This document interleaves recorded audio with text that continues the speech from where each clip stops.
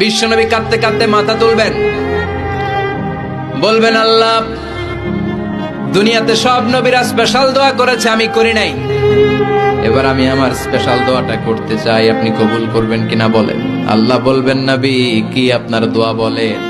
বিশ্বনবী বলবেন, আমার একটা উম্মত যার অন্তরের মধ্যে যাররা পরিমাণ ঈমান আছে, একবার আপনারে আল্লাহ বলে ডেকেছে, একবার আমি বিশ্বনবীর উপর দুরূদ পড়েছে, একবার শাহাদাতের বাণী আমার যে গুনাহগার উম্মত দুনিয়ার বুকে থেকে ঘোষণা দিয়েছে, ওই একটা উম্মত যদি জান্নাতে ঢুকতে না পারে, আপনি আমারে জান্নাতে ঢুকাতে পারবেন না। আল্লাহ বলবেন, সাল তুতা, সাল সাল তুতা, ওয়াশফা তুশাফা, শাফাত করেন নবী করেন, যার জন্য দোয়া করবেন আমি কবুল করে নেব।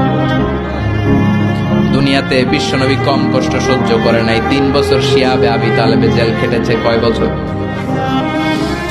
দুর্ভিক্ষের বছরগুলিতে বিশ্বনবীর পেটে দানা পানি ছিল না। কলিজার টুকরা হাসান হুসাইন কই মাছের মতো ছটফট করেছে, জামিনে ক্ষুধার জ্বালায় বেহুশ হয়েছিল। বিশ্বনবী যদি ওই স্পেশাল দোয়াটা করতেন, জান্নাত থেকে খাবারের বস্তা পাঠিয়ে দিত কে? ওই দোয়া করছিলেন? জেলখানায় আল্লাহরে বলছিলেন, আল্লাহ স্পেশাল দোয়া করলাম, জেল থেকে মুক্ত করে দেন, করছিলেন?